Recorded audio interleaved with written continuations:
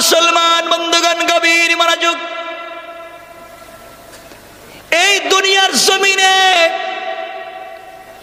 কেউ আমরা থাকবো না, সকলেই কবরে চলে যাওয়া লাগবে, সকলেই দুনিয়া ছেড়ে দেওয়া লাগবে। কি নিয়ে কবরে যাবেন? কি নিয়ে আল্লাহর সামনে দাঁড়াবেন? আল্লাহর সামনে কি জবাব দিবেন নিজের জিন্দেগির জন্যে? আমার মুসলমান ভাইরা, আমার মুসলমান বন্ধুগণ, আল্লাহ রাব্বুল ইজ্জত ওয়াল জালাল বলেছেন, গোলাম দুনিয়ার জমিনে তুই যদি আমাকে একটা বার ডাক দিস, আমি আল্লাহ প্রতিদিন তোকে কমপক্ষে 298 বার তোর নাম ধরে আমি ডাক দিই। কোন সুবহানাল্লাহ। এত ডাকি গোলাম, এরপরেও তুই আমার ডাকে সাড়া দিস না। ইন্তেকাল করে কবরে যাবেন, কি নিয়ে আল্লাহর সামনে দাঁড়াবেন? আমার বন্ধুগণ, এই দুনিয়ার জমিনে আল্লাহর সামনে কি নিয়ে দাঁড়াবেন চিন্তা করেন। আমার মুসলমান বন্ধুগণ, আল্লাহর সামনে কেমনে দাঁড়াবেন? কি আছে তোমার আর আমার? কি আছে তোমার আর আমার জিন্দেগির আমল?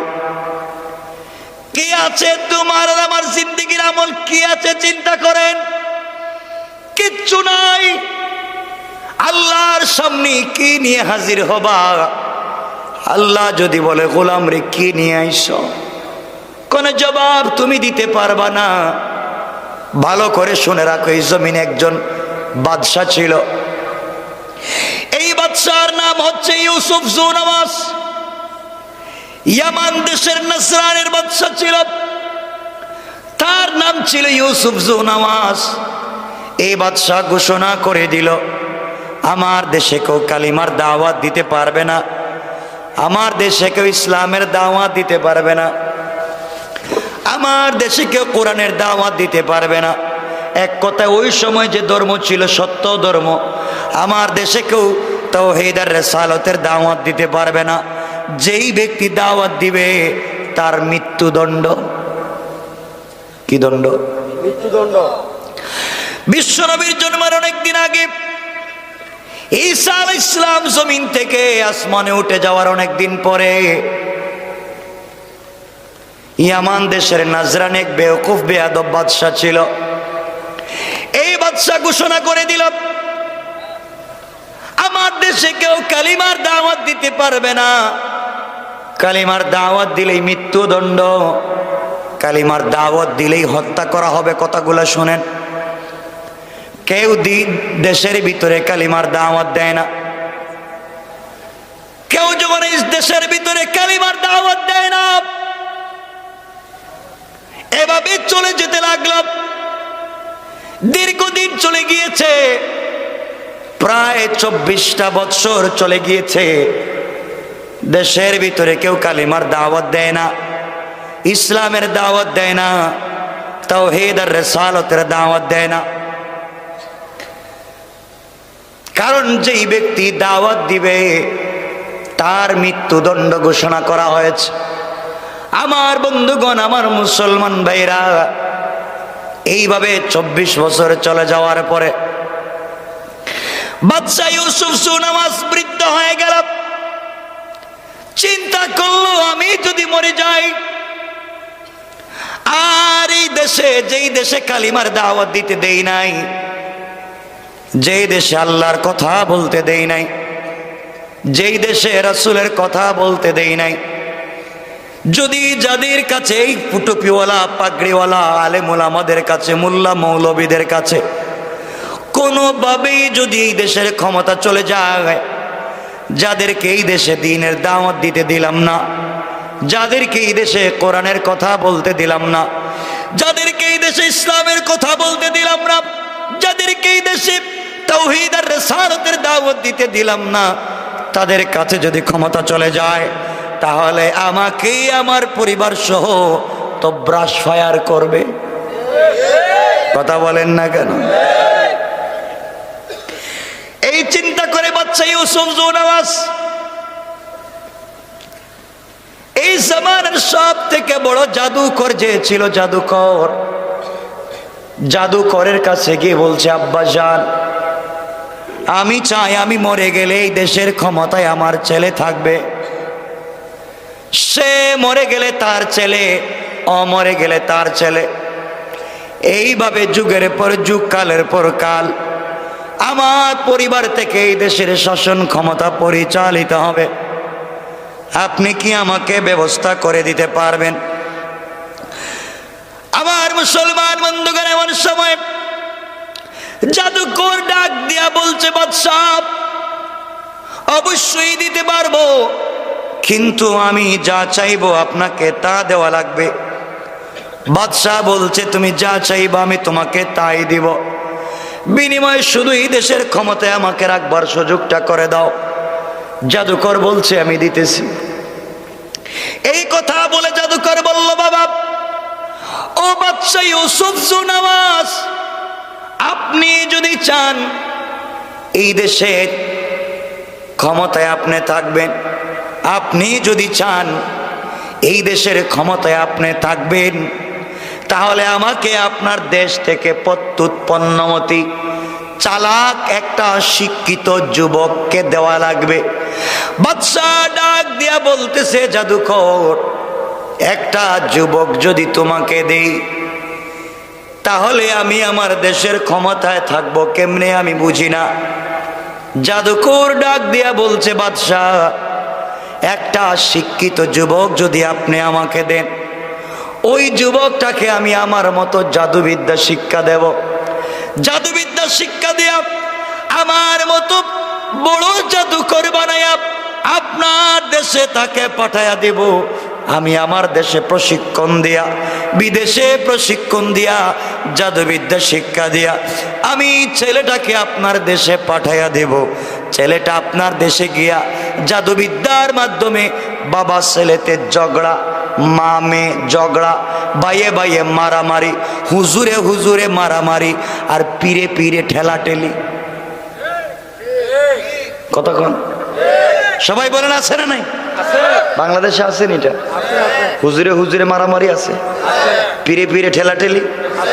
এই পীর কয় এই পীর কয় এই পীরে মানা যাবে না, এই হুজুর কয় এই হুজুরে মানা যাবে না, এই নিয়ে মারামারি শেষ নাই।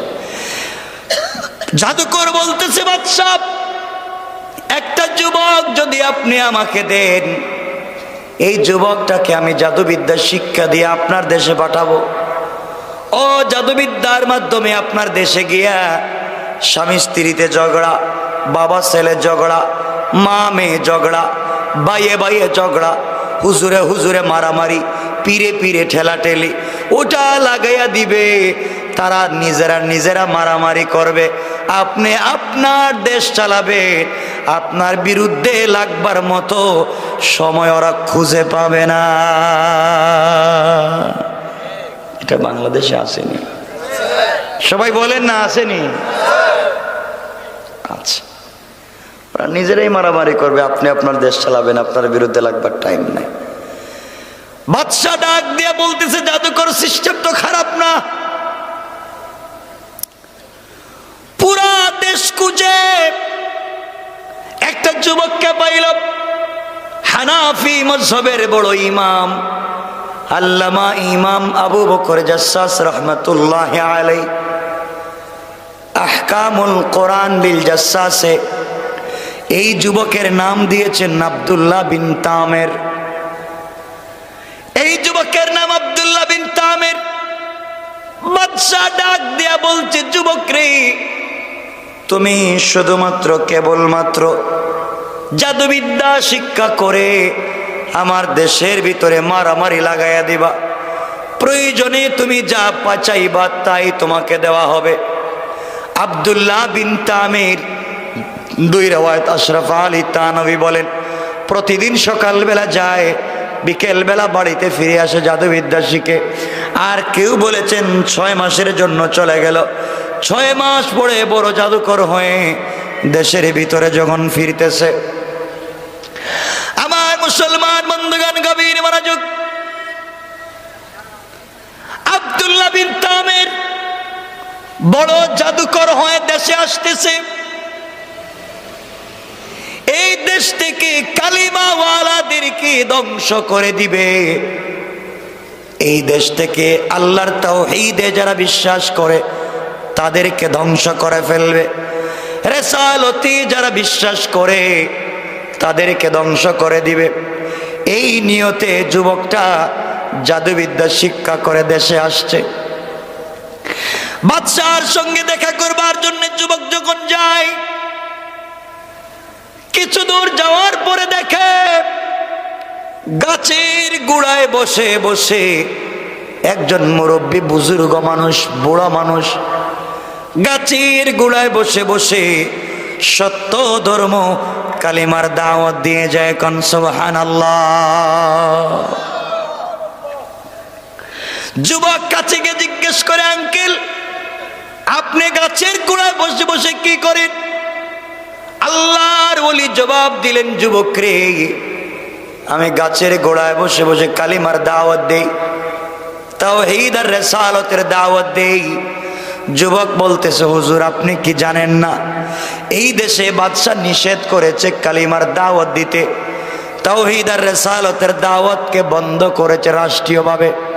আপনি কি জানেন না আমাকে কোটি কোটি টাকা দিয়ে জাদুবিদ্যায় পারদর্শী বানাইয়া দেশের ভিতরে নিয়ে আসছে এই দেশ থেকে কালিমাওয়ালাদেরকে বন্ধ করে দেওয়ার জন্যে, কালিমাওয়ালাদের আওয়াজকে বন্ধ করে দেওয়ার জন্যে আপনি দাওয়াত দিতেছেন। আপনি কি জানেন না আমি আসতেছি বাদশার সঙ্গে দেখা করে, কিছুক্ষণ পরে আপনাদেরকে সাইজ করে দেশ থেকে উঠায়া দেব। আল্লাহর ওলিকে হুমকি দিয়া যুবক যখন চলে যায়, আল্লাহর ওলি যুবকের চেহারার দিকে তাকালেন, তাকায়া তিনি চোখের পানি ছেড়ে কাঁদলেন। তারপরে মুচকি হাসি শুরু করলেন। আবার যুবক জিজ্ঞাসা করে, মুরব্বী বলেন আপনি আমার চেহারার দিকে তাকায়া প্রথমে কাঁদলেন কেন, তারপরে হাসলেন কেন, ব্যাপার কি? আল্লাহর ওলি ডেকে বললেন, যুবক রে, তোমার চেহারার দিকে তাকাইয়া আমি এই জন্যে কাঁদলাম। আমার এই বয়সে জন্মের পর থেকে আজ পর্যন্ত কত যুবককে আমি দেখেছি, কিন্তু তোমার মতো এত সুন্দর চেহারার যুবক আমি দেখি নাই। আল্লাহ তোমাকে এত সুন্দর করে তৈরি করেছে। ও যুবক, আল্লাহ তোমাকে বানিয়েছে, তোমার কপাল যেন তার কুদরতের পায়ে লাগাইয়া সাজদা করো। কিন্তু গোলাম রে, তোমার ভিতরে আল্লাহর পরিচয় নাই, তোমার ভিতরে রাসূলের রিসালাতের পরিচয় নাই, তুমি আল্লাহকে চিনো না, তুমি রাসূলকে চিনো না। এই মুহূর্তে তুমি যদি মরে যাও, কবরে চলে গেলে তোমার সুন্দর চেহারা সুন্দর থাকবে না। কবরের সাপ বিচ্ছু তোমার সুন্দর চেহারা নষ্ট করবে, কারণ তোমার ভিতরে আল্লাহর পরিচয় নাই, রাসূলের রিসালাত নাই।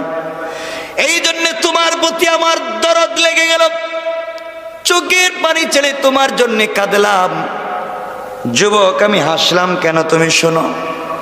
আল্লাহ রব্বুল ইজ্জত ওয়াল জালাল দুনিয়ার জমিনে যখন খলিফা বানাবেন, আদম বানাবেন, প্রতিনিধি বানাবার ইচ্ছা করলেন, আল্লাহ রব্বুল ইজ্জত ওয়াল জালাল ফেরেশতাদের দিকে লক্ষ্য করে বললেন, ফেরেশতারা, আমি আল্লাহ দুনিয়ার জমিনে আদম বানাতে চাই, খলিফা বানাতে চাই, প্রতিনিধি বানাতে চাই। ও ফেরেশতারা, তোমরা যাও দুনিয়ার জমিনের মাটির উপরে বাগ থেকে কিছু মাটি এনে খাই বানাইয়া, খামির বানাইয়া আদমের একটা অবয়ব কঙ্কাল তৈরি করে আমি আল্লাহর সামনে হাজির করো। ও যুবক আব্দুল্লাহ, সমস্ত ফেরেশতারা মিলে আদমের অবয়ব তৈরি করে আল্লাহর সামনে যখন হাজিরি করে দিয়েছে, আল্লাহ রব্বুল ইজ্জত ওয়াল জালাল ডাক দিয়া বললেন, ফেরেশতারা তোমরা যেইভাবে আদমকে তৈরি করেছো আমার পছন্দ হয় নাই, ভালো লাগে নাই। যে আদমের সন্তানেরা দুনিয়ায় যাওয়ার পরে আমি আল্লাহকে দেখবে না,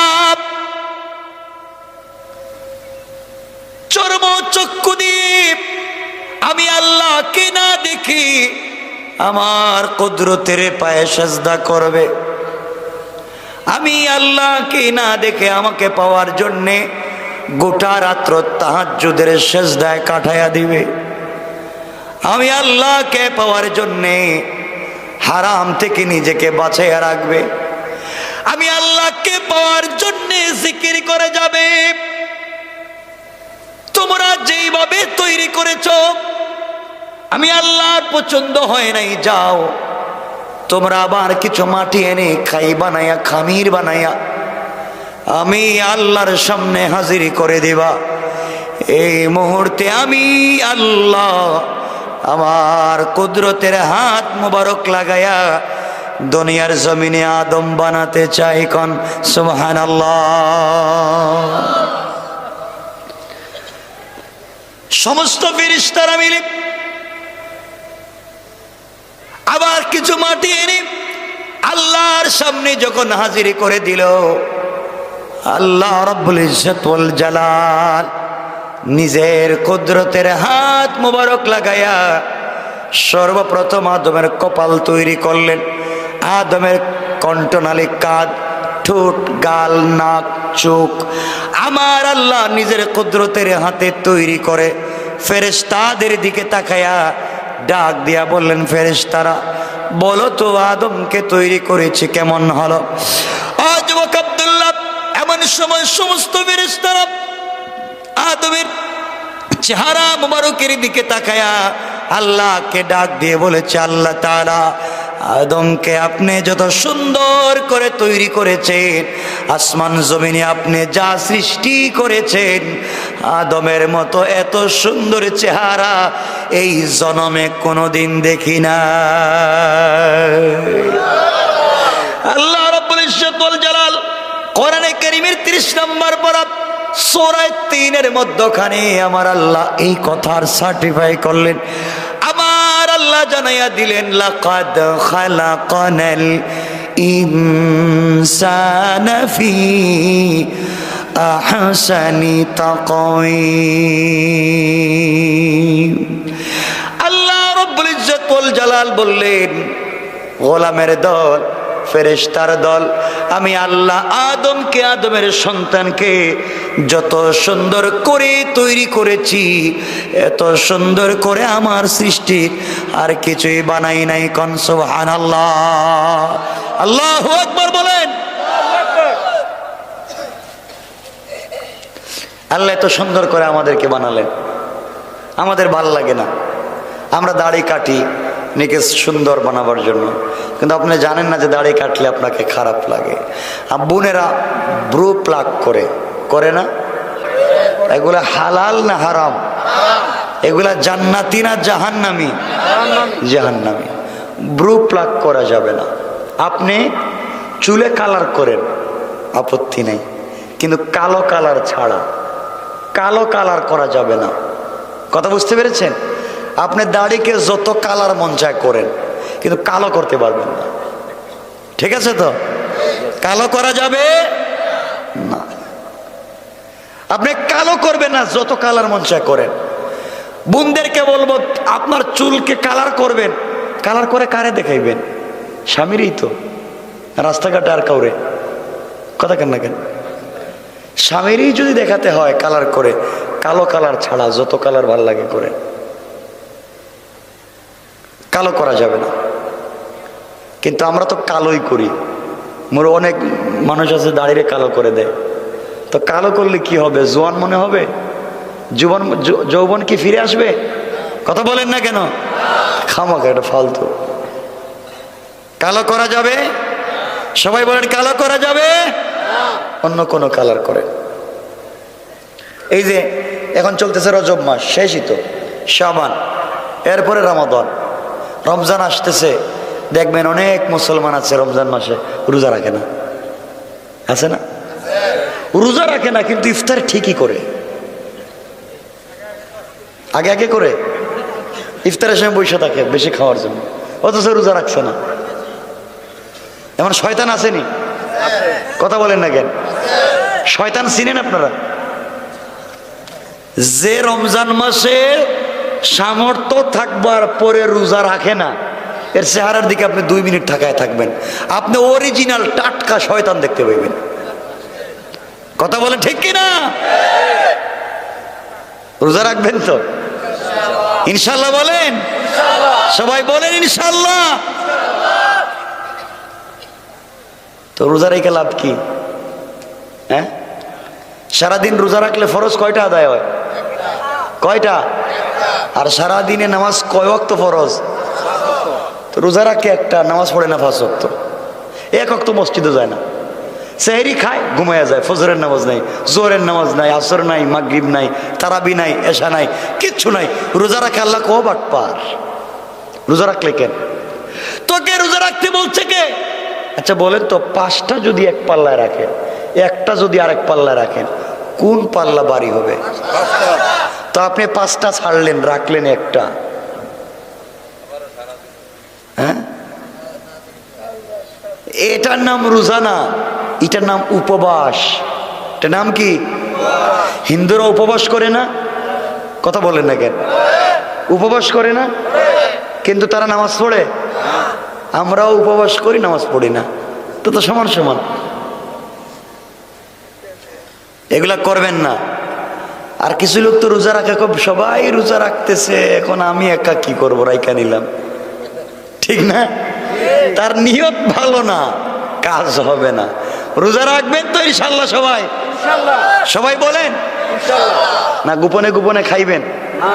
খান, কেউ না দেখলে কি, আল্লাহ তো দেখতেছেন। রোজা রাখবেন, তারাবির নামাজ পড়বেন। হ্যাঁ, পড়েননি তারাবি? কয় রাকাত পড়েন? সবাই বলেন না, 2-4 রাকাত পড়ে জায়গায় 20 রাকাত পড়বেন, পুরা 20 রাকাত ইনশাল্লাহ। বলেন এমন একজন হাফিজ সাহেব রাখবেন আপনার হাফিজ সাহেব মসজিদে 20 রাকাত তারাবির জন্য, যেন 10 মিনিটে 20 রাকাত শেষ। হ্যাঁ না, কয় কেন? এলাকার মানুষ কত খুশি, আমাদের হাফিজ সাহেব যে ভালো, কি যে পড়ছে হেও জানে না, আমরাও জানি না।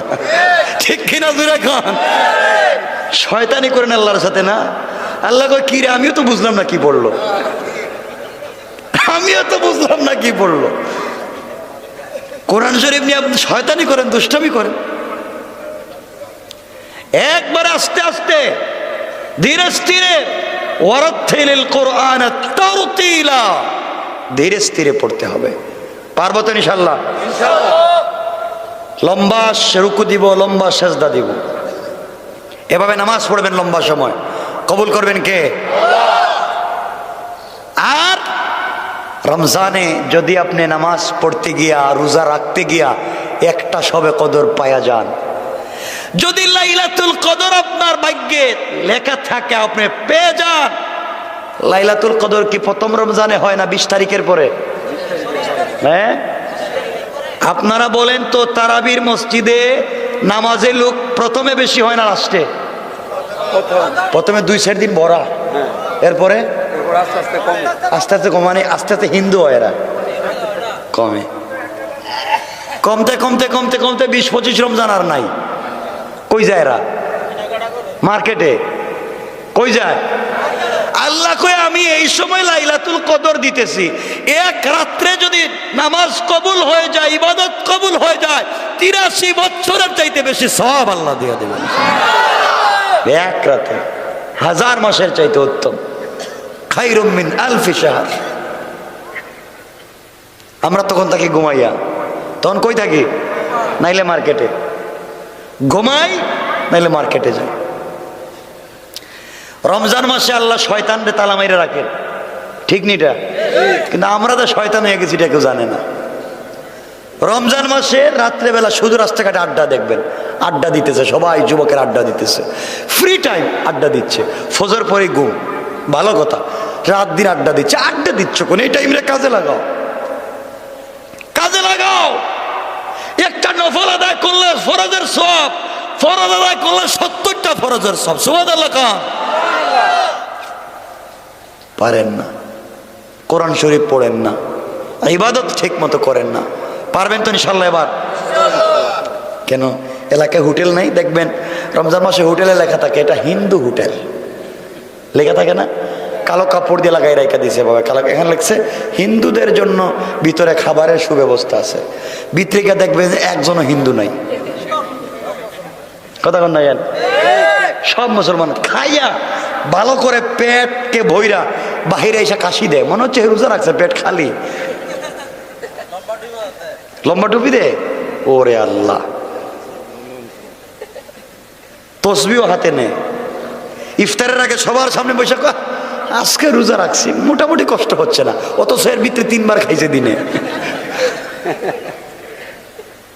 আছে না নাই? এগুলা করা যাবে না, করা যাবে না। বাচ্চাদেরকেও তালিম দিবেন, বাচ্চাদেরকে রোজা রাখতে বলবেন, ওরা যেন শিখে, ওরা যেন কি করে? শিখে। আল্লাহ যেন কবুল করেন, আমিন। কষ্ট হচ্ছে? চলবে কিছুক্ষণ, 12টা হয়ে গেছে।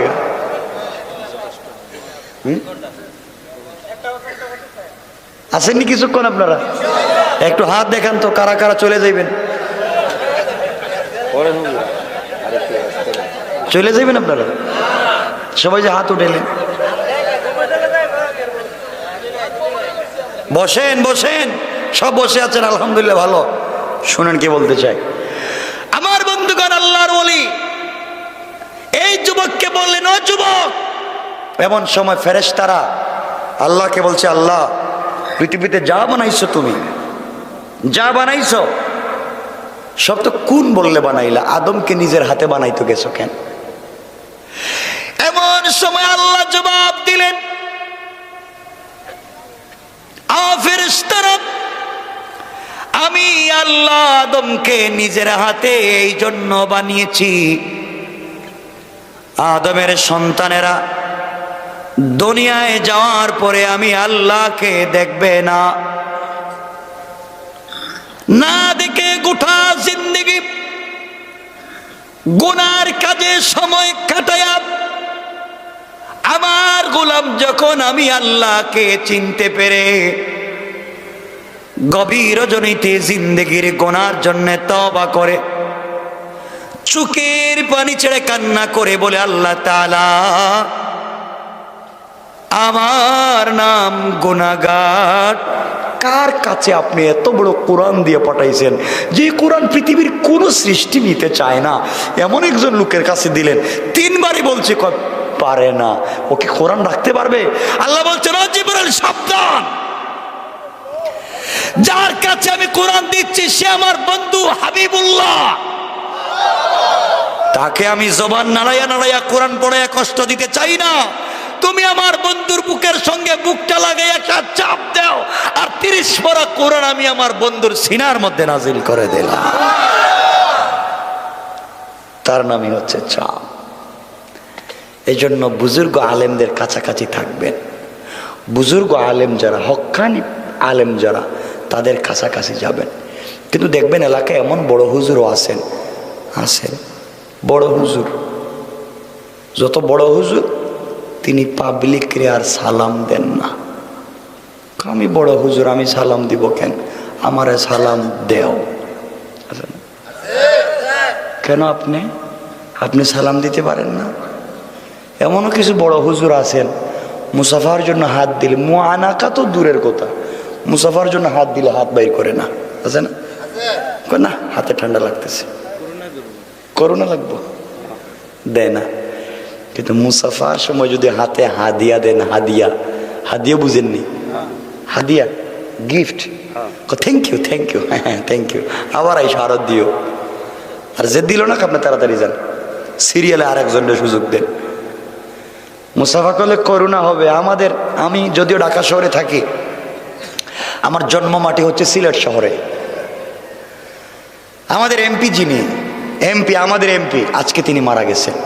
জোয়ান মানুষ, জোয়ান, একদম বিশিষ্ট শিল্পপতি বাংলাদেশের, জোয়ান মানুষ। 4-5 দিন আগে আমার সাথে কথা হলো, 1 সপ্তাহ আগে দেখাও হলো।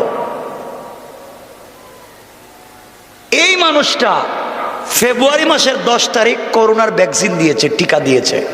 ফেব্রুয়ারির 10 তারিখ, 3 বারের এমপি, আজকে করোনায় আক্রান্ত হয়ে মারা গেছেন। কি করোনার ভ্যাকসিন দিছে 10 তারিখ ফেব্রুয়ারির, আজকে মারা গেলেন করোনায় আক্রান্ত হয়ে ইউনাইটেডে। কি বুঝতে পারলেন? বাঁচাবার মালিক কে? কে? কোন ভ্যাকসিন দিয়া, কোন ঔষধ দিয়া আল্লাহ যদি আযাব দিতে চায় বন্ধ করা যায় না, ঠিক কিনা বলেন? আর আল্লাহ যদি বাঁচাতে চায়, তাহলে যেই আইয়ুবকে 18 বছর আল্লাহ অসুস্থ রেখেছিলেন, শুধু অসুস্থ না, পায়ের পাতা থেকে মাথার চুল পর্যন্ত পৌঁছা গেছে। প্রত্যেকটা পশমের গুড়ার থেকে পোকা বের হতো, পোকা, নাক দিয়া পোকা, মুখ দিয়া পোকা, মাথার মগজ দিয়া পোকা। এত দুর্গন্ধ হয়েছিল, পাবলিক বস্তা লাগাইয়া আইয়ুবের মতো পয়গম্বরকে গ্রাম থেকে জঙ্গলে ফেলে দিয়েছে। আইয়ুব যে জঙ্গলে থাকতেন 2-2.5 কিলোমিটার পর্যন্ত মানুষ নাকে নাকে কাপড় দিয়ে যাইতো দুর্গন্ধে। বুঝতেছেন কত অসুস্থ? পৃথিবীতে এমন অসুস্থ কেউ আছে এখন? মাথার চুল থেকে পায়ের পাতা পর্যন্ত পোছা, হাজার হাজার পোকা বের হচ্ছে বডি দিয়া। কিন্তু আইয়ুব আল্লাহর কাছে বলতেন, আল্লাহ তুমি যদি খুশি আমি খুশি, তুমি আমাকে এত কষ্ট দিয়ে যদি তুমি খুশি হও, আমি জীবনে সব কষ্ট করতে রাজি, কিন্তু কিয়ামতের দিন তোমাকে আমি হারাতে চাই না। কাউকে ভালোবাসলে জীবনও দিতে পারে, কথা বলেন না কেন? আইয়ুব তো আল্লাহকে ভালোবেসে ফেলেছে, আইয়ুব তো আল্লাহকে ভালোবেসেছে। আল্লাহ ভালোবাসার প্রতিদান যদি এভাবে দিতে চাও, যদি নিতে পারো আপত্তি নাই, কিন্তু তোমাকে আমার পাওয়াই লাগবে। যুবকেরা প্রেম করে, মারলে মার, কাটলে কাট, যাই কর, তোর বাপ মারলেও তোরে চাই, তোর ভাই মারলেও চাই, গাছতলায় হইলেও চাই, গুরুস্থানেও চাই। এটা তো ভালোই বুঝেন, দেখা যায়। এই লাইন সম্পর্কে আপনারা পিএইচডি করছেন মোটামুটি। আমার বন্ধুগণ, তো আইয়ুব যখন পুরা বডি অসুস্থ, শুধু জিহ্বা, শুধু কি ঠোঁট থেকেও পোকা বাইর হয়, শুধু জিহ্বাটায় পোকা এখনো ধরে নাই, শুধু জিহ্বা। হঠাৎ করে আইয়ুব একদিন সকালে দেখেন এই জিহ্বাটাও পোকায় ভরে যাচ্ছে, জিহ্বাটাও পোকা হয়ে যাচ্ছে। চোখের পানি ছেড়ে দিছেন, চোখের পানি ছেড়ে দিছেন, তো পানি আসবে কোত্থেকে? পানির বদলা পোকা পড়ে, পোকা। আল্লাহ বলছেন, আইয়ুব কান্দো কেন? কষ্ট হচ্ছে? 1 দিন 2 দিন অসুস্থ, কত বছর? এক টানা 18 বছর। চিন্তা করতেছেন আপনারা কিছু? 1 দিন 2 দিন, 18 বছর অসুস্থ, কান্না। আল্লাহ বলছেন, আইয়ুব কান্দো কেন? কষ্ট হচ্ছে? আইয়ুব বলছেন, আল্লাহ না, কষ্ট হয় না। তাইলে 18 বছর পরে আজকে কাঁদতেছে কেন? আল্লাহ কাঁদতেছি, আমার উপরে মনে হয় তুমি অসন্তুষ্ট। কেন আইয়ুব? তা না হলে আল্লাহ তুমি আমার মাথার চুল থেকে পায়ের পাতা পচাইয়া দিছ, কোনোদিন তোমাকে কিচ্ছু বলি নাই, কিন্তু আল্লাহ তুমি আমার জিহ্বাটা পচাইয়া দিও না। আল্লাহ বলছেন, আইয়ুব কেন? জিহ্বাটা পচে গেলে কি সমস্যা? আল্লাহ পুরো বডি পচে যাক, আপত্তি নাই, জিহ্বাটা ভালো থাকো, আমি এই জিহ্বা দিয়া যেন এই কষ্টের মধ্যেও তোমার নামের জিকির করতে পারে। আল্লাহু আকবার বলেন। আল্লাহ এই জিহ্বাটা ভালো থাকো, আমি তোমার নামের জিকির করবো, আর কিচ্ছু চাই না। আল্লাহ বলেন, ও আইয়ুব, এত অসুস্থ হওয়ার পরে আমাকে ভুলে যাও নাই, জিহ্বাটা সুস্থ চাচ্ছ আমার জিকিরের জন্য, আমি আল্লাহ তো এমন না। ও আইয়ুব, তোমাকে শুধু সুস্থ করলাম না, 32 বছরের জোয়ানি আবার ফিরাইয়া দিলাম। আল্লাহ পারেননি? আল্লাহ পারে। তো আমি বলতে চাই, আল্লাহ সব পারেন, আল্লাহ সব পারেন।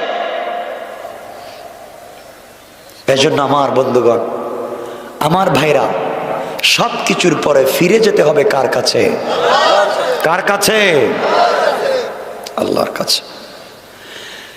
যুবক যখন কালিমা পড়ে মুসলমান হয়েছে,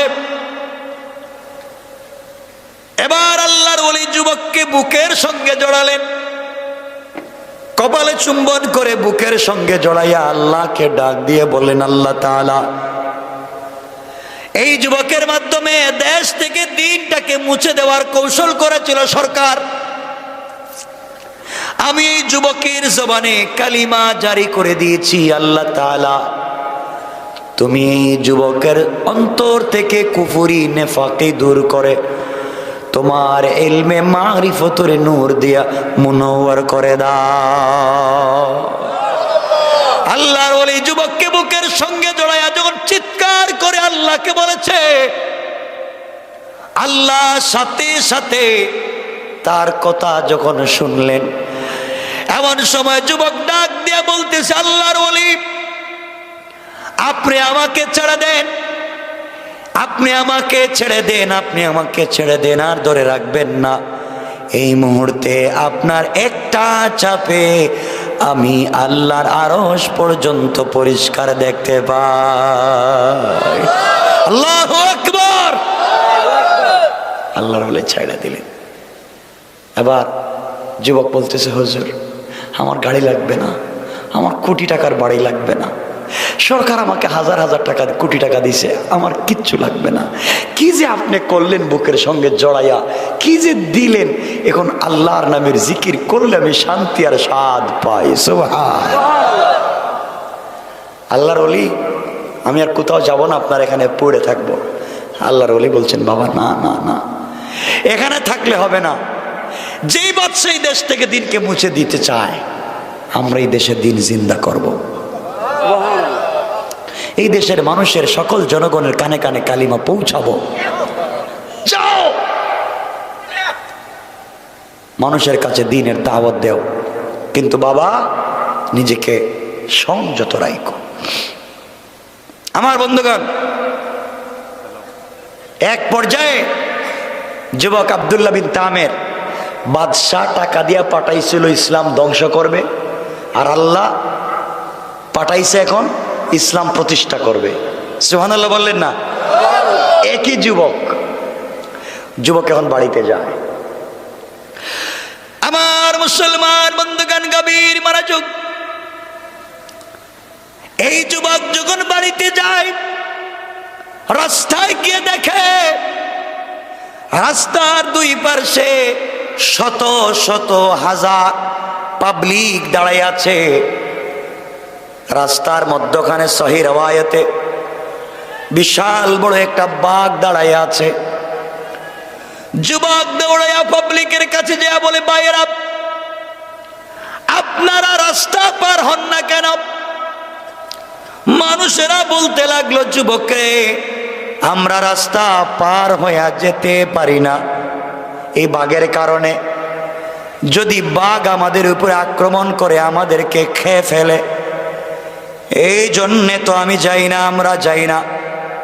যুবক চিন্তা করে, বাঘের কারণে তোমরা রাস্তা পার হও না, এই মুহূর্তে পরীক্ষা হয়ে যাক। আমি তো কালিমা পড়ে ইমানদার হয়ে আসলাম, এই মুহূর্তে পরীক্ষা হবে বাঘের শক্তি বেশি না আমার আল্লাহর কালিমার পাওয়ার বেশি। কান সুবহানাল্লাহ। পরীক্ষা করে দেখি, কালিমা তো পড়লাম, এই কালিমার পাওয়ারটা দেখি কেমন। বাঘের কান ধরছে যুবক, আরেক হাত দিয়া বাঘের গালে আচ্ছা মোট একটা থাপ্পড় মাইরে দিছে। আল্লাহু আকবার বলেন না? থাপ্পড় মাইরা বলতে, সেই বাঘ, আল্লাহ তোকে বানিয়েছে বন জঙ্গলে থাকবার জন্যে, তুই পাবলিক রে রাস্তাঘাটে ডিস্টার্ব করস কেন? বাঘ, তুই কি আমাকে চিনিস না? আমি কালিমাওয়ালা। আল্লাহু আকবার। বাঘের সামনে গিয়ে যুবক পরিচয় দেয়, আমি কালিমাওয়ালা।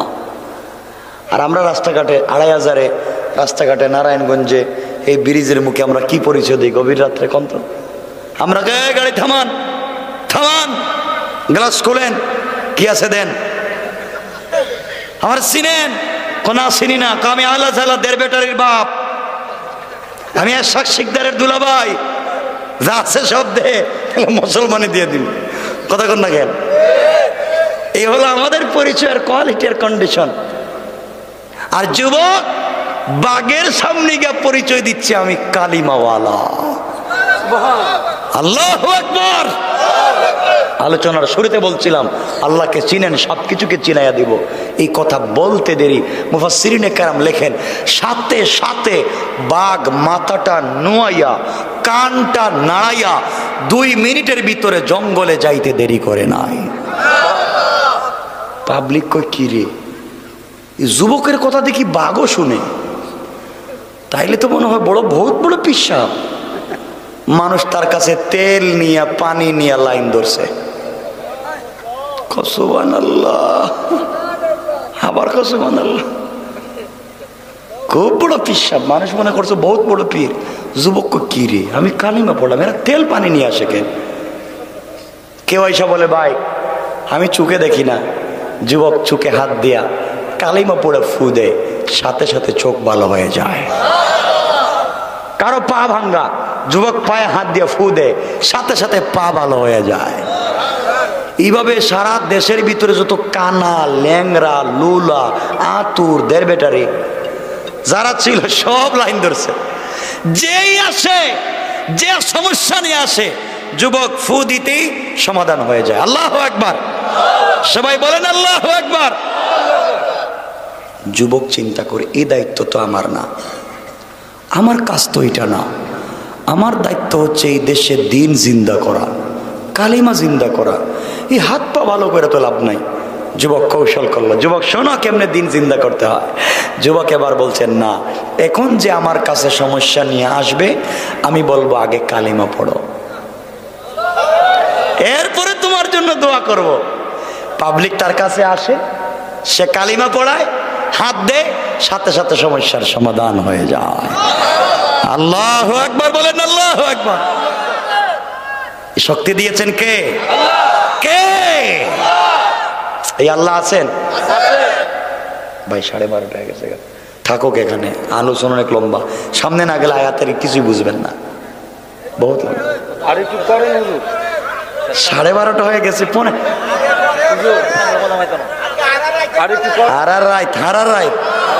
ওরে আল্লাহ, ওরে আল্লাহ রে, ইনশাআল্লাহ 1.5 ঘন্টা হয়ে গেছে গা, সমস্যা নাই।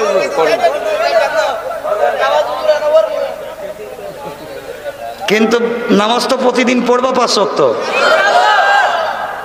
এই যে মাঝে মাঝে একজন উঠেন 2 জন বসেন, এটা করেন কেন? ডায়াবেটিস, ডায়াবেটিস আইতাছে।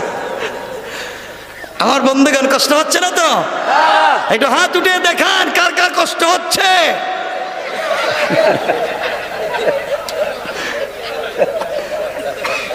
সবাই হাত উঠে দিচ্ছে। খুব আশেক আপনারা দেখতেছে, মানে আপনাদের ঘুম আছে কিনা এটা একটু দেখলাম, টেস্ট করলাম। কারণ আমিও তো আসছি। চিন্তা করেন, কালকে ছিলাম খুলনা, পুরা বছরই প্রোগ্রামে থাকি। এর আগের দিন ছিলাম কই লক্ষ্মীপুর, নোয়াখালী, ওখান থেকে গেছি শেরপুর, জামালপুর। তো বাসা তো লাগবে আমাদের, নাকি আপনারা চান মরে যাক গেলে ওয়াশ করতে করতে?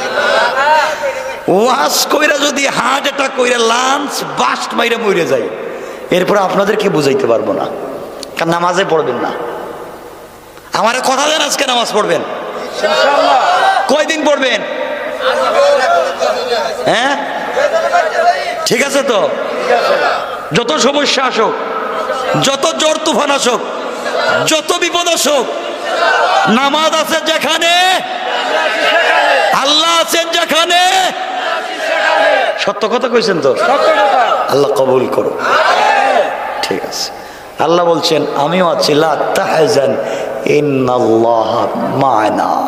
গোলাম তোকে রাস্তায় নামাইয়া আমি আরশে আজিমে থাকি না, মিন হাবলিল ওয়ারিদ, তোরে রাস্তায় নামাইয়া আরশে আজিমে বইসা থাকি না রে পাগলা। আমি তোর গলার রোগের চাইতে আরো কাছে আসি, কাছে কাছে কাছে আইসা যায়। আমার মুসলমান বন্ধুগণ, গভীর মনোযোগ। এক পর্যায়ে এই যুবক কালিমার দাওয়াত দিয়ে যায়। এই খবর পৌঁছে গেল, যেই বাদশা তাকে টাকা পয়সা দিয়া এই দেশ থেকে দিনটাকে মুছে দেবার ষড়যন্ত্র করেছিল, এই বাদশার মন্ত্রণালয় পর্যন্ত, সংসদ পর্যন্ত খবর পৌঁছে গেল। দেশের ভিতরে এমন একটা ছেলে আছে, এমন একটা যুবক আছে, হাত দিলে চোখ ভালো হয়ে যায়। ওই সময় বাদশা ইউসুফ জু নওয়াসের একজন মন্ত্রী ছিলেন। গালিবান মুফাসসিরিনে কেরাম লিখেন, এই মন্ত্রী ছিল অর্থমন্ত্রী, কিন্তু তার চোখ ছিল কানা, দুই বেক্কা। আশরাফ আলী থানভী লিখেন, কেউ বলেছেন তার কুষ্ঠ রোগ হয়েছিল, এই জন্যে তার চোখ নষ্ট হয়ে গিয়েছে। কেউ বলেছেন সে জন্মান্ধ ছিল, কিন্তু জ্ঞান বেশি থাকবার কারণে, ব্রেন ভালো থাকবার কারণে, বুদ্ধি থাকবার কারণে বাদশাহ তাকে মন্ত্রী বানাইছে। মন্ত্রী চিন্তা করে, আমি তো চোখে দেখি না, জীবনে চোখে দেখবার শখ কার নাই, জীবনে চোখে দেখতে চায়। মন্ত্রী কোটি টাকা হাদিয়া নিয়া আব্দুল্লাহর কাছে এসেছে, আর বলতেছে, বাবা তুমি নাকি মানুষের চোখ ফিরাইয়া দিতে পারো, টাকা পয়সা যা লাগে সব নেও, আমার চোখটা দেও। আব্দুল্লাহ ডাক দিয়া বলছে, মন্ত্রী সাহেব, চোখ তো আমি ফিরাইয়া দিতে পারি না, চোখ দিয়ে থাকেন একমাত্র আমার আল্লাহ। মন্ত্রী কয়, আল্লাহ আবার কেডা? আমাদের তো কোনো আল্লাহ নাই। নাউজুবিল্লাহ বলবেন না? আমাদের তো খোদা একজন। কয় কে? কয় আমাদের খোদা তো আমাদের বাদশা ইউসুফ জু নওয়াস। আমরা তাকে খোদা মানি, তাকে আল্লাহ মানি। নাউজুবিল্লাহ বলেন। আব্দুল্লাহ কয়, এই বাদশাই কি তোমাদের খোদা? কয় হ। আবার কোন খোদা বাইরিল? আব্দুল্লাহ কয়, মন্ত্রী সাহেব, বাদশা ইউসুফ জু নওয়াস যদি খোদা হবে, তাহলে নিজের দেশ নিজে রক্ষা করতে পারে না? খোদা কি রক্ষা করার জন্য আরেকজনকে জাদুবিদ্যার জন্য পাঠাইতে হয়? ও মন্ত্রী, এই বাদশা যদি খোদা হবে, এত সুন্দর করে পৃথিবীটা বানাইছে, কত সুন্দর সুন্দর করে পৃথিবী বানাইতে পারছে, কিন্তু খোদা নিজেরই ঠিক মতো বানাইতে পারছে না। নাকের সেন্টার ঠিক নাই, ঠোঁট মোটা, দাঁত বাইর হয়ে যায়, চোখ ছোটো, পাওয়ারের লাইনের মতো ফাড়া ফাড়া, পেট একটা বম্বাস্টিক মার্কা। হে নিজে খোদা হবে, নিজেরই সুন্দর করে বানাইতে পারছে না, পৃথিবীটা কেমনে বানায়? আল্লাহু আকবার। কয়টা খোদা না, রাস্তা বেহুদা বাটপার। মন্ত্রী কয়, কই কি? কে দেখতেছি বাদশারই মানে না। ও আব্দুল্লাহ, আরেক আব্দুল্লাহ আছে আমাদের দেশে, বাদশা জাদুবিদ্যার জন্য পাঠাইছে। ও জাদুবিদ্যা শিক্ষা করে আসতেছে, কিন্তু সাইজ করবো। হে আব্দুল্লাহ তো আমি। আল্লাহু আকবার বললেন না? আমার আল্লাহ কোরআনে কারিমে সূরা নিসার ৭৬ নম্বর আয়াতে বলেন, ইন্না কাইদাশ শাইতানি কানা দাঈফা। কাফের বেঈমানেরা যত কৌশল করে দিনটাকে মুছে দেবার, আল্লাহ বলেন তাদের কৌশল আমি আল্লাহর কাছে মশা মাছির চাইতেও দুর্বল। কোন সুবহানাল্লাহ। মন্ত্রী কয়, তুমি হে আব্দুল্লাহ, বাবা এমন জাদুবিদ্যা শিখছ, এখন কানা লোককেও ভালো করে দিতে পারো? আরে না, কি আর জাদুবিদ্যা, ভালা তোর জাদুবিদ্যা। জাদুবিদ্যা শিক্ষা করছি, তোমরা টাকা পয়সা দিছো, সংসদ থেকে টাকা দিছো, সব ঠিক, কিন্তু মন্ত্রী জাদুবিদ্যা শিক্ষা করে আসার পথে আমার আল্লাহ আমাকে জাদু কইরা কালিমা পড়াইয়া মুসলমান বানাইয়া, ও মন্ত্রী সাহেব আপনার সামনে দাঁড় করাইয়া বলতেছে, মন্ত্রী কালিমা পড়ো নাইলে খবর আছে। মন্ত্রী কই, শেষ পর্যন্ত আমারে কালিমার দাওয়াত দিলে? লাগবে না ভাই, লাগবে না, আমারে কালিমার দাওয়াত। আপনি কেন আইছেন এখানে? আমার চোখ লাগবে। চোখ যদি ফিরাইয়া পাইতে চান, আমার আল্লাহর উপরে ঈমান আনা লাগবে। আব্দুল্লাহ কয় যেই সংসদে আইন পাশ করে ইসলামকে বন্ধ করা হয়েছে, এই সংসদে ইসলামকে পৌঁছায়া দেব। আল্লাহু আকবার। তার নাম দ্বীনের কৌশল। মন্ত্রী করে বাবা এখন তো বিপদে পড়লাম, চোখ পাইতে হইলে কালিমা পড়া লাগবে।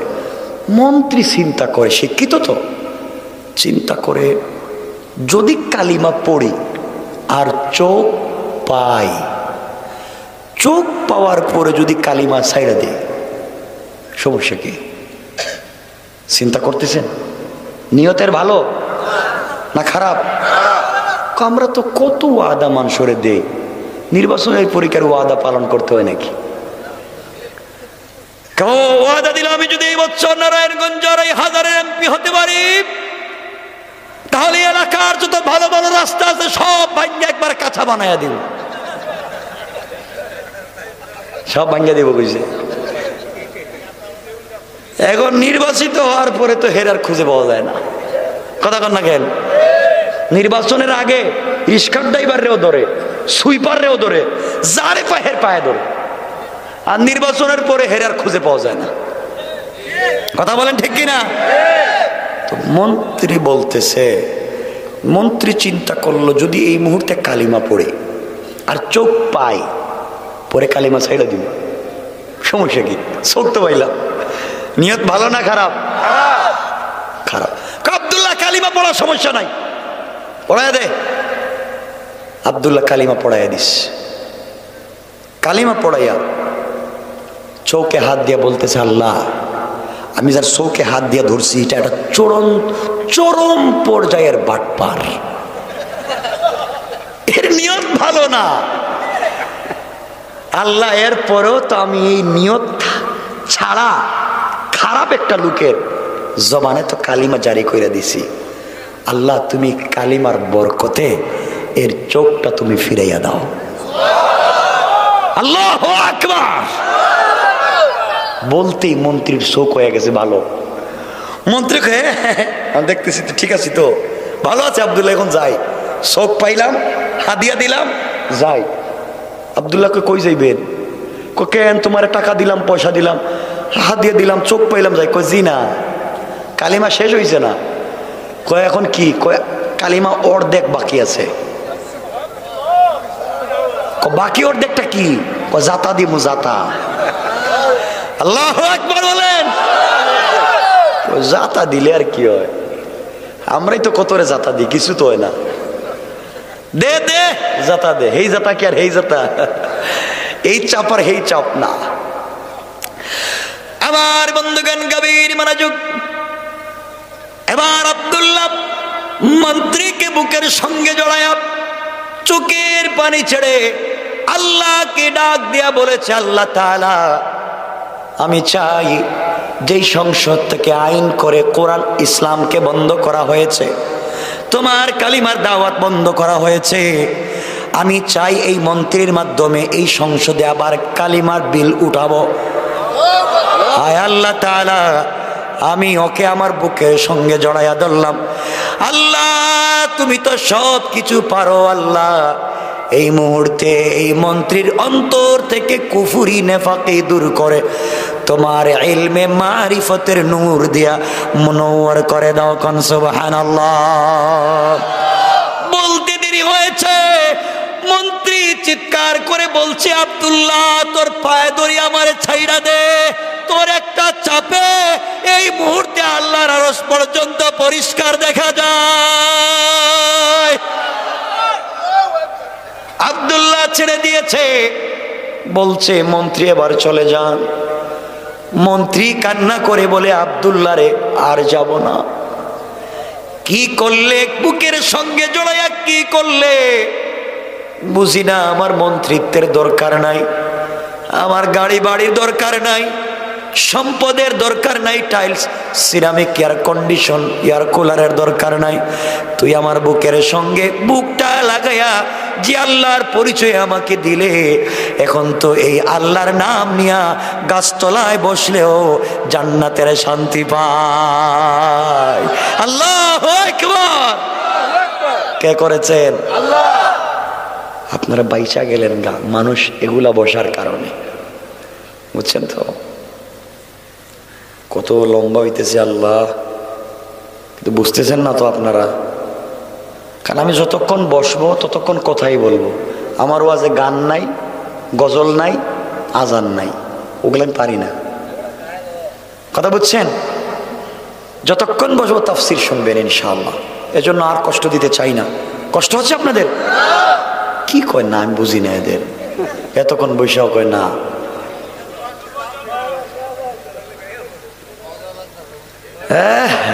মজা লাগতেছে, মজা লাগবার জন্য ওয়াজ করতেছি না, দিন দিন জিন্দা করার কৌশল শেখাচ্ছি। বুঝতেছো না তো কিচ্ছু? কেমনে দিনের দাওয়াত দিবা, পাবলিকে কেমনে দিন পৌঁছাবা, নাস্তিকদের কাছে কেমনে দিন নিয়ে যাবা, এই কৌশল শিক্ষা দিচ্ছি। আমার বন্ধুগণ শোনো, সংক্ষেপ, মন্ত্রী চলে গেছেন।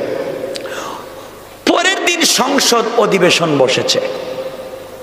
বাদশাহ ইউসুফ জুনওয়াসের ডাইন পার্শ্বে বসছে মন্ত্রী, অর্থমন্ত্রী।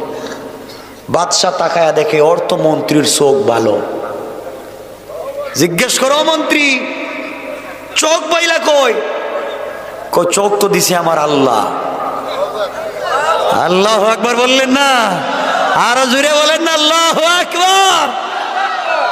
দীর্ঘদিন পরে সংসদে আল্লাহর নাম। বাদশা কয় হ্যাঁ আল্লাহ মানি? আল্লাহ আমার কে? আমি না তোমাদের খোদা? তুমি আস্তা বেহুদা, ঠিক কিনা বলেন? বেহুদা মানি? আমি বেহুদা কেমনে হইল? ক বাদশা তুমি যদি আল্লাহ হইবা তাইলে নিজের দেশ নিজে রক্ষা করতে পারো না? আরেকজনের উপরে ভরসা করো কেন? আল্লাহ হইলে তো ভরসা করা লাগে না, ঠিক কিনা বলেন? আর তুমি যদি আল্লাহ, তোমার নাকের সেন্টার ঠিক নাই কেন? হ্যাঁ, তুমি যদি আল্লাহ তাহলে পূর্ব দিকে তাকাইলে পশ্চিম দিকে দেখো কেন? মানে চোখটা দেড় বেটারি, মানে একদিকে দেখলে আরেক দিকে দেখে। নিজে আল্লাহ নিজেরাই সুন্দর করে বানাইতে পারছো না, আর আমাদের সুন্দর করে বানাইছো না। তুমি যদি আল্লাহ, এতদিন আমার চোখটা ফিরিয়ে দিতে পারলা না,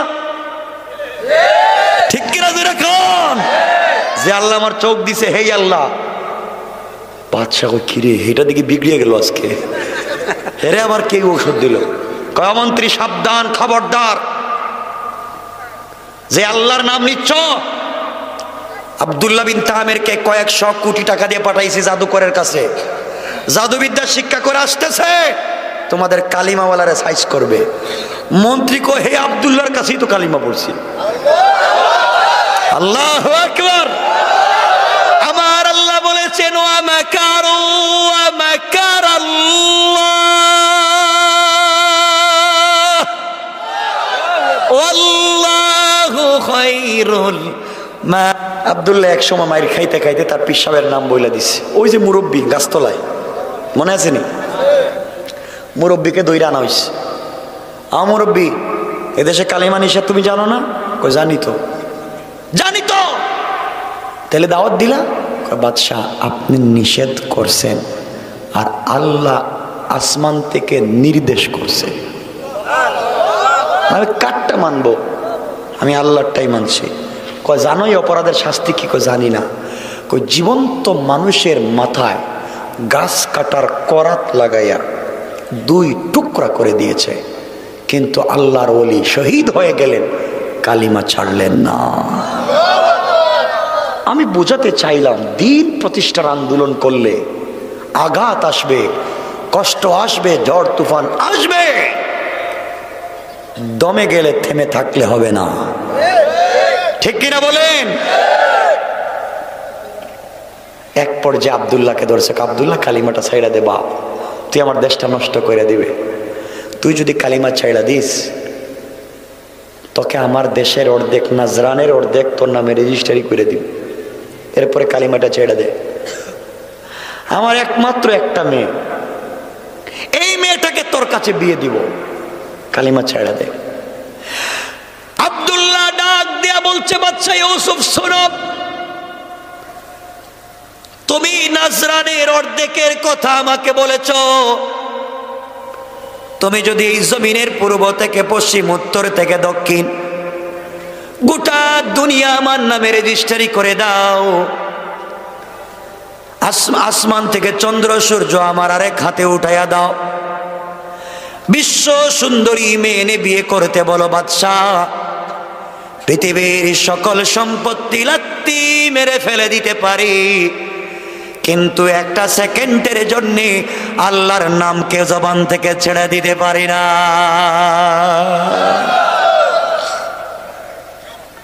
বাদশা কই কি রে, এত কিছু দিব এরপরও কালিমা ছাড়বে না? আমাদেরকে যদি কেউ বলতো হুজুর বনানী গুলশান বাড়িদারা ধানমন্ডি মতিঝিলে 10 শতক জায়গা দিমু, 1 শতকের দাম 10 কোটি, 10 শতকের দাম 100 কোটি, আপনি কি 2-4টা কথা একটু উল্টা পাল্টা বলতে পারবেন? আমরা হইলে বলতাম 2-4 কেন, 2-4 মাস বলতে পারবো, দেও টাকা পয়সা দেও, ঠিক কিনা বলেন? আমরা যে খারাপ হয়ে গেছি, দালাল হয়ে গেছি আমরা। আর যুবক বলতেছে আমার দিন যদি চলে যায় চলে যা, জীবন যদি চলে যায় চলে যা, দিন ছাড়া যাবে না, ইসলাম ছাড়া যাবে না। বাদশা কয় আব্দুল্লাহ এখন জানিস কি হবে? কি? এখন তোকে মাইরে ফেলাম। কয় ফেলায় দেন। 70 জন সেনাবাহিনী ডাকছে, আসো এরে ধরো নিয়ে যাও, পাহাড়ে নিয়ে হাত পা বেঁধে পাহাড় থেকে মাটিতে ফেলে হাড্ডি গুড্ডি ভেঙ্গে চুরে চুরমার করে দাও। আমার বন্ধুগণ গভীর মনোযোগ, এবার আব্দুল্লাহকে নিয়ে যাওয়া হলো পাহাড়ে। 70 জন সেনাবাহিনী মিলে আব্দুল্লাহকে ধাক্কা দিয়ে মাটির মধ্যে ফেলে যখন হত্যা করবে, এমন সময় আব্দুল্লাহ চোখের পানি ছেড়ে আল্লাহকে বলতেছে, আল্লাহ তাআলা তোমার জন্য ঘর ছাড়লাম, বাড়ি ছাড়লাম, মা বাপ ছাড়লাম, তোমার কালিমার জন্য বাদশার মেয়েকে বিয়ে করবার অফারকে ছাড়লাম, দেশের মালিকানাকে অফারকে ছেড়ে দিলাম, সব বাদ দিলাম একমাত্র তোমাকে পাওয়ার জন্যে। এত নির্যাতন নিপীড়ন সহ্য করতে হয় তোমাকে পাওয়ার জন্যে। আল্লাহ একজন পাগলা তোমাকে ভালোবাসে, তুমি কি ভালোবাসার প্রতিদান দিতে পারবা না? তুমি কি আমার জন্য কিছু করতে পারবা না? এই বলে বলে যখন যুবক আব্দুল্লাহ কান্না করে, আল্লাহর রহমতের সাগরে জোশ উঠে গেছে। আল্লাহ রাব্বুল ইজ্জত ওয়াল জালাল পাহাড়কে বললেন, পাহাড় ও পাহাড় কাঁপতে শুরু করো। ইদা জুলজিলাতিল আরদু জিলজালাহা, জমিন রে পাহাড় রে ভূমিকম্প শুরু কর। ভূমিকম্প যখন শুরু হয়ে গেল, পাহাড়গুলা ভেঙ্গে টুকরা টুকরা হয়ে গেল। 70 জন সেনাবাহিনী আব্দুল্লাহকে ছেড়ে দিয়া নিজেদের জীবন বাঁচানোর জন্য যখন দৌড়ায়, আল্লাহ আসমান থেকে 70 জন আযাবের ফেরেশতা পাঠায়া 70 জন সেনাবাহিনীকে ধরে পাহাড়ের মধ্যখানে ঢুকায়া পাহাড়কে আগের মতো করে লাগাইয়া দিয়া 70 জন সেনাবাহিনীকে ধ্বংস করে মাটির সঙ্গে মিশায়া আব্দুল্লাহকে সুস্থ রেখে ভালো অবস্থায় হাঁটাইয়া হাঁটাইয়া বাদশার দরবারে পৌঁছে দিয়েছে।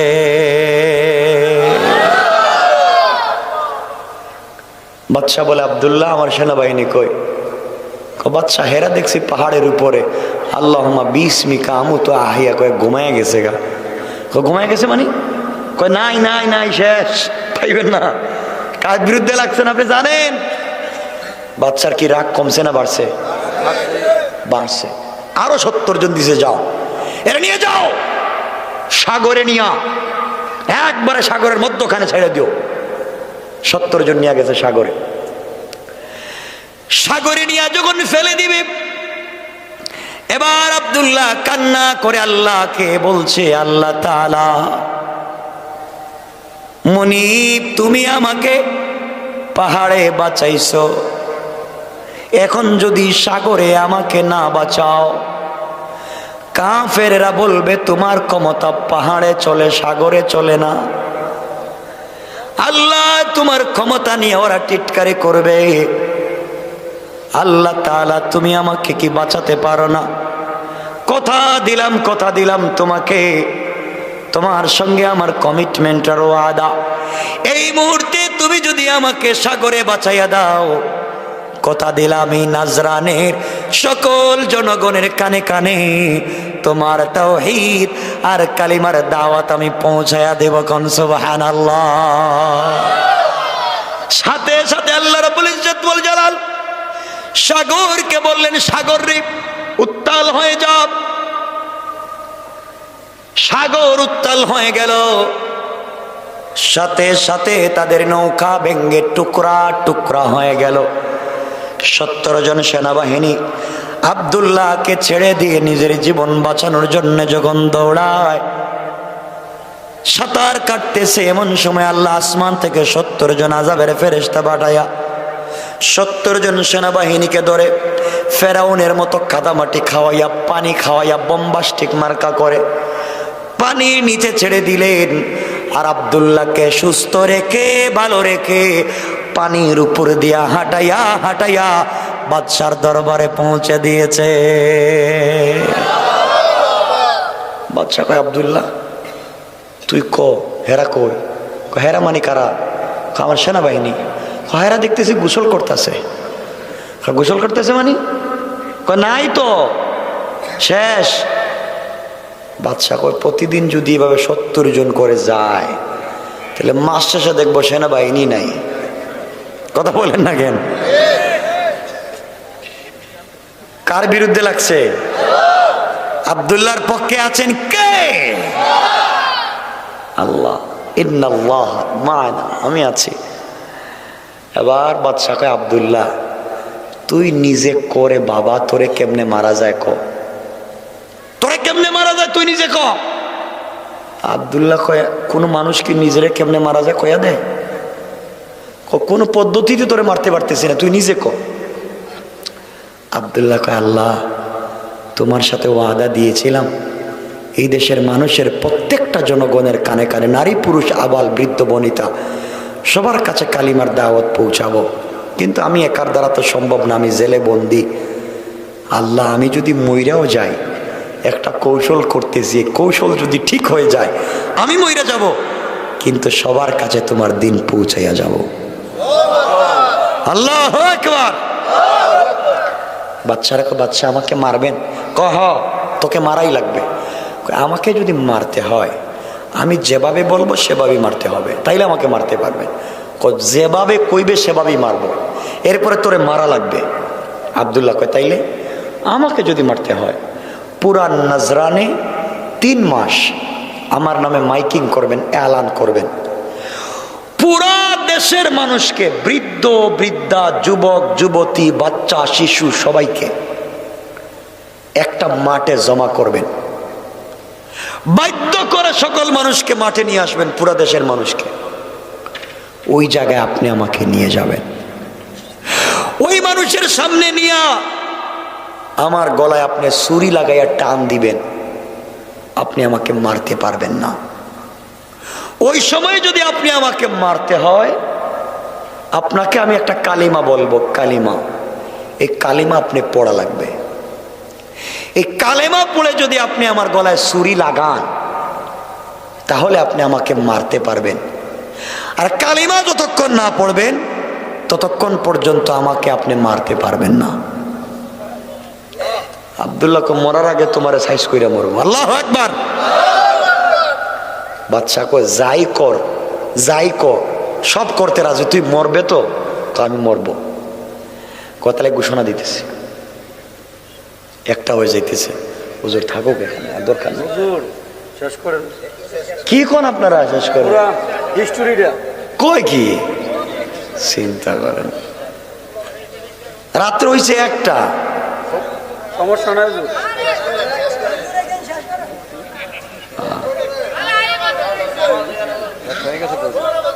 আমি যেখানে রাইকা দিব এখানে রাইকা দিব, আমি আর সামনে নিব না, যেখানে রাখবো এখানে আটকায় দিব। ঠিক আছে তো ইনশাল্লাহ? সবাই বলেন ইনশাল্লাহ। এই তো আপনারা আমানতদার মানুষ, ওয়াদা করছে।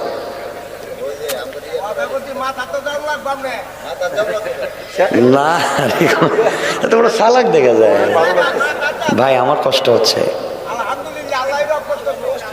শুনেন, আপনাদের কথা তো রাখছি, আপনারা তো আমার কথা রাখবেন। এক পক্ষ থেকে তার ভালোবাসা হয় না, 2 পক্ষ লাগে। শুনেন, আমার মুসলমান বন্ধুগণ, গভীর মনোযোগ। এক পর্যায়ে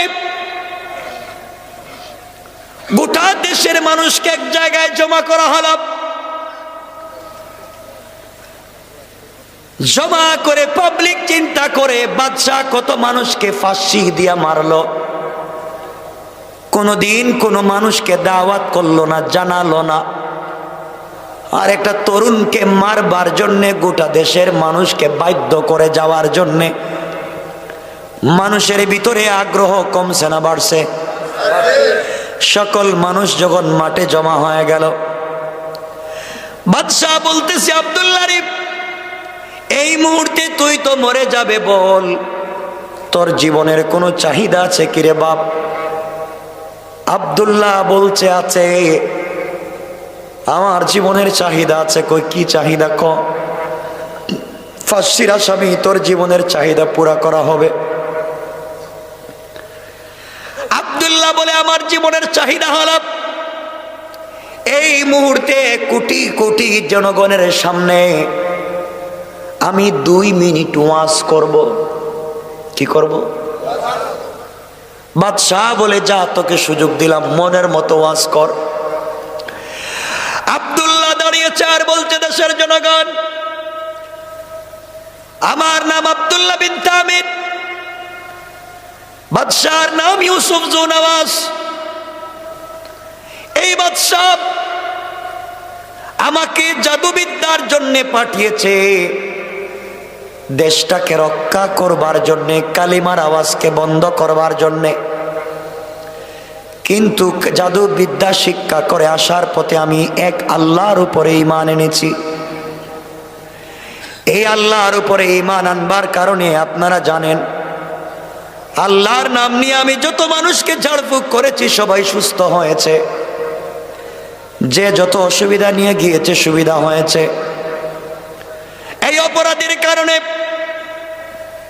কালিমার কারণে বাদশা আমাকে মারবার জন্য 70 জন সেনাবাহিনী দিয়া পাহাড়ে পাঠাইছে। আল্লাহ আমাকে বাঁচাইছে, 70 জনকে ধ্বংস করছে। সাগরে পাঠাইছিল, আল্লাহ ওই জায়গায় আমাকে বাঁচাইছেন, তার 70 জনকে ধ্বংস করছে। যে আল্লাহ আমাকে বাঁচালেন, ওই আল্লাহর উপরে ঈমান এনেছি জান্নাতে যাওয়ার জন্যে।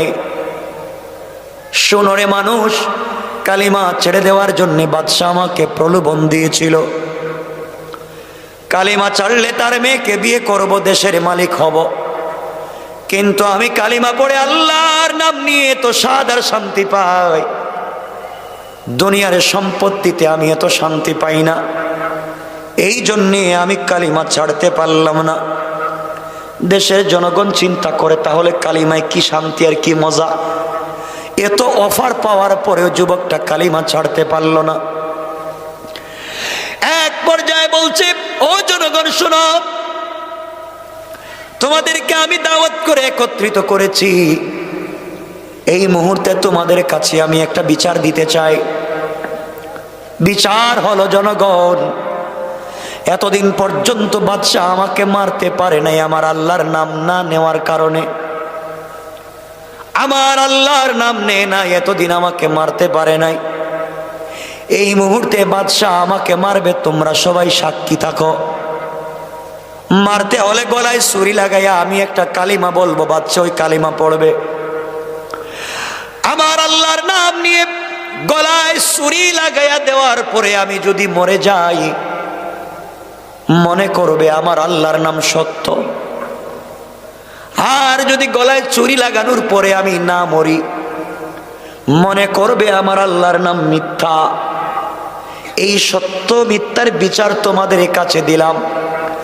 এতদিন বাদশা আমাকে মারতে পারলো না, আল্লাহর নাম নেয় নাই, আর আজকে আমাকে মারবে আমার আল্লাহর নাম নিয়া। যদি আল্লাহর নাম নেওয়ার পরে আমি মরে যাই, আমার আল্লাহ সত্য, আর যদি আমি মরি না, আমার আল্লাহ মিথ্যা। এই সত্য মিথ্যার বিচার তোমাদের কাছে আমি দিলাম। এই কথা বলে বক্তৃতা শেষ করে দিল। দেশের জনগণ চিন্তায় পড়ে গেল, যুবকটা আসলে সত্য মিথ্যার বিচার কি দিল। কিছুক্ষণ পরে বাদশাহ আব্দুল্লাহকে শোয়া দিয়েছে, গলায় ছুরি লাগাইয়া দিয়েছে। আব্দুল্লাহ বলছে আপনি পড়তে হবে বিসমিল্লাহি রব্বিল গোলাম। এই গোলামের সত্য রবের নামে গলায় ছুরি লাগাইয়া দিলাম। যদি গোলামের রব সত্য হয় যুবকটা মরে যাবে, আর যদি গোলামের রব মিথ্যা হয় গোলাম মরবে না। এই কথা বলে বাদশাহ আব্দুল্লাহর গলায় ছুরি লাগাইয়া যখন টান দিল, টান দিতে দেরি হয়েছে, সাথে সাথে আব্দুল্লাহ শাহাদাত বরণ করে জান্নাতে যেতে 1 সেকেন্ডও দেরি হয় না। আব্দুল্লাহ শহীদ হয়ে গেল। বাদশা তো নাচানাচি করতেছে আর গান বাজাচ্ছে। আব্দুল্লাহ শেষ কেউ কালিমার দাওয়াত দিবে না, মন্ত্রীও শেষ কালিমার দাওয়াত দিবে না, তাদের পীর সাহেব মুরব্বীও শেষ কেউ কালিমার দাওয়াত দিবে না। বাদশার মনে কত আশা, এই দেশের সব শেষ। দেশের লক্ষ লক্ষ কোটি কোটি জনগণ দেখছেনি, কথা বলেন। দেশের জনগণ চিন্তা করি, এতদিন আব্দুল্লাহকে মারতে পারল না। আব্দুল্লাহর আল্লাহর নাম না নেওয়ার কারণে, আর আজকে আব্দুল্লাহকে মারতে পারলো আব্দুল্লাহর আল্লাহর নাম নেওয়ার কারণে। তাহলে বোঝা গেল এতদিন আমরা ভুল জায়গায় ছিলাম। আব্দুল্লাহর আল্লাহ সত্য আল্লাহ, আব্দুল্লাহর আল্লাহ সত্য আল্লাহ। এই বাদশা ধোঁকাবাজ, এতদিন পর্যন্ত মারতে পারে নাই, আজ আব্দুল্লাহর আল্লাহর নাম নিয়ে মারতে পারছে। সুতরাং আব্দুল্লাহ শহীদ হয়ে চুকে আঙ্গুল দিয়া দেখাইয়া দিল এই বাদশা বাটপাড়ার 2 নম্বর বেঈমান। মরে যেতে হলে আল্লাহর নাম নিয়ে মরে যেতে হয়। আব্দুল্লাহ এত অফার পাওয়ার পরেও পাগল হলো না, আল্লাহর জন্য পাগল। নিশ্চয় কালিমায় কোনো আলাদা অক্সিজেন আছে, কালিমায় আলাদা কোনো স্বাদ আছে, আলাদা লাইট আছে, আলো আছে। দেশের কোটি কোটি জনগণ যখন দেখছে, বাদশাকে ডাক দিয়ে বলছে, বাদশারে এতদিন মনে করেছিলাম তুমি সত্য আল্লাহ, আজকে বুঝতে পারলাম তুমি ধোঁকাবাজ। এই মুহূর্তে আমরা আব্দুল্লাহ রক্ত থেকে এই মুহূর্তে সত্য পরিষ্কার জেনে এই মুহূর্তে দেশের জনগণ কালিমা পড়ে মুসলমান হয়ে গেল। আল্লাহু আকবার। বাদশা কই কি রে, মরলো দেখি একটা, এখন তো কোটি কোটি। কমছে না বাড়ছে? কৌশল কার? আরো জোরে বলেন কার? বাদশার তো হইছে মাথা গরম, কইটা তো মইরাও মরে নাই, মইরা তো আরো বাড়াইয়া দিয়া গেছে। একটা ছিল ভালো ছিল, এখন যে কোটি কোটি। এই রাগে গুসায় বাদশা গর্ত খনন করা শুরু করলো, বড় বড় গর্ত। এই কথাই আমার আলোচ্য আয়াতে আল্লাহ বলছেন, কুতিলা আসহাবুল উখদুদ, যারা গর্ত খনন করেছে তারা ধ্বংস। গর্ত খনন করলো, গর্ত খনন করে আগুন জ্বালাইলো। আগুন জ্বালাইয়া এই আগুনের মধ্যে একজন মুসলমানকে দইরা ফেলে হত্যা করতে চায়।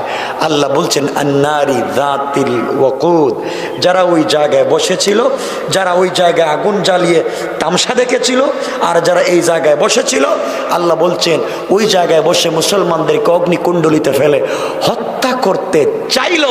এখন জানার বিষয়, মুসলমানদেরকে মারতে পারলো কিনা, বাদশাহ মরলো কিনা, যারা তামসা দেখছিল তাদের কি হয়েছে, যারা গর্ত খনন করছে তাদের কি হয়েছে, বাদশার কি হয়েছে, জনগণের কি হয়েছে।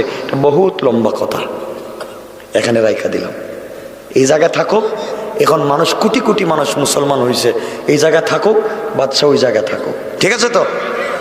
আল্লাহ কবুল করুক। রাত্র 1টার উপরে আল্লাহ তুমি যান, বহুত লম্বা, মাত্র আইলাম। কুতিলা আসহাবুল উখদুদ, আল্লাহ যে বলছেন এই জায়গায়, আমাকে যে আল্লাহ বললেন আন্নারি যাতিল ওয়াকুদ, যারা ইন্ধন দিয়েছিল, অগ্নি জ্বালিয়েছিল, তারা কেমনে ধ্বংস হইল? ইদহুম আলাইহা কুদ। যারা কিনারায় বসেছিল তারা কেমনে ধ্বংস হইল? লম্বা কথা, এখানেই শেষ। বসেন, উঠবেন না। আপনারা এতক্ষণ বলছেন চালান চালান চালান চালান, 1টা পর্যন্ত চালাইছি, এখন উঠতে পারবেন না। কষ্ট হচ্ছে না আমার? মোনাজাত করে যাবেন। আলহামদুলিল্লাহ।